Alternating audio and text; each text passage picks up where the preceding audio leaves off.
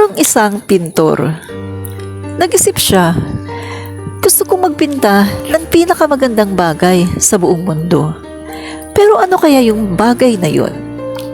Ginawa niya dahil wala siyang maisip. Pumunta siya sa park. Pagdating niya sa park, mga kaibigan, nakita niya ang isang babae na nakatakip ang ulo. Parang medyo nangihina, pero nakangiti. Nilapitan niya yung babae at sinabi niya, "Ano pong sa palagay ninyo? Ano kaya ang pinakamagandang bagay na pwede kong maipinta?" Ang sagot naman ng babae, "Pag-asa. Hope is the most beautiful thing in the world. Kasi meron akong cancer, stage 4. At sabi ng doktor, hindi na daw ako mabubuhay. Pero ito umaasa pa rin ako na magkakaroon ako ng milagro at pagagalingin ako ng Panginoon." Pagkatapos ng usapan nila, naisip ng isang pintor, hope? Parang di ko naman yata maipipinta ang hope. Dahil sa frustration, pumunta ang pintor doon sa isang restaurant na dati niyang kinakainan at nagkape. Merong lumapit sa kanya na isang lalaki. At sinabi ng isang lalaki, "Maaari bang makaupo sa iyong tabi?" Sabi naman ng pintor, "Oo, sige, upo ka lang dito. Wala naman akong kasama." Naisip ng pintor na tanungin na rin niya yung lalaki. At yun nga, tinanong niya kung ano ba ang pinakamagandang bagay sa buong mundo na pwede niyang ipinta. At ang sagot naman ng lalaki, para sa akin ay pananampalataya. Faith ang pinakamagandang bagay dito sa mundo. Kasi katulad ko, ako ay isang pari. At nabubuhay ako sa pananampalataya sa ating Panginoon. Ang sagot ng pari. Pagkatapos ng kanilang usapan, umalis na ang pintor, pero wala pa rin siyang maisip kung ano ang kanyang ipipinta. Hindi naman niya maaring maipinta ang faith.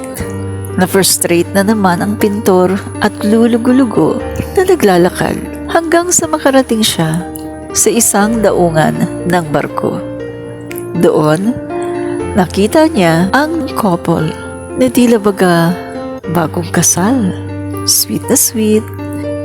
At parang nasa honeymoon stage. Nilapitan niya at hindi siya nag-atubili na nagtanong,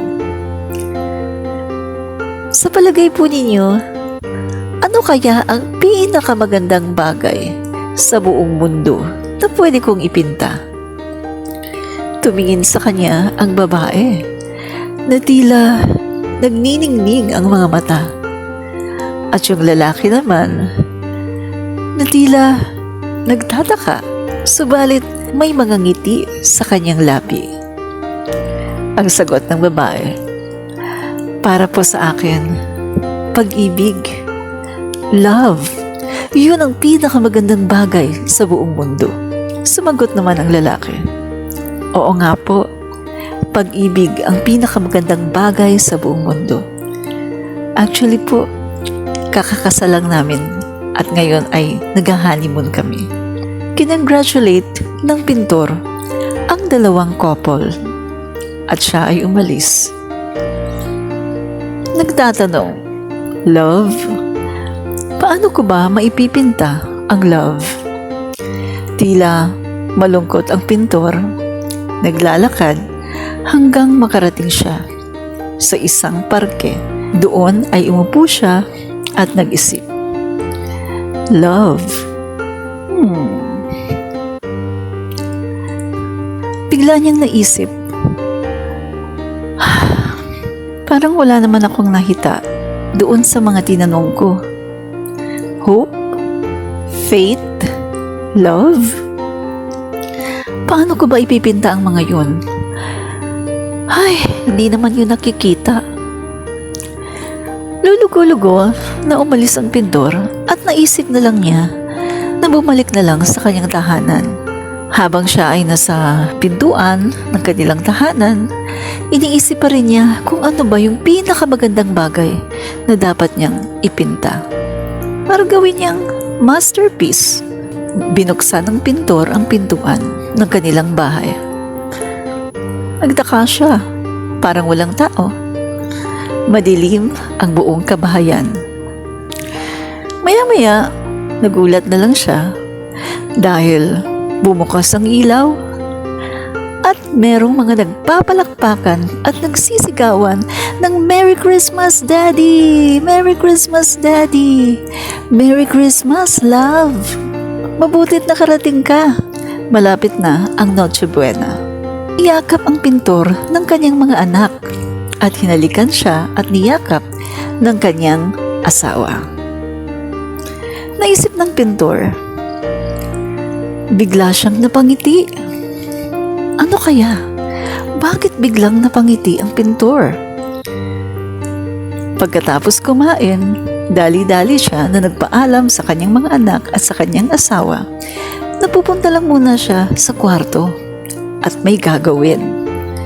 Pagdating sa kanyang silid, naisip ng pintor na bakit pa ako naghahanap ng pinakamagandang bagay sa balat ng lupa? Nandito lang naman pala sa aking tahanan.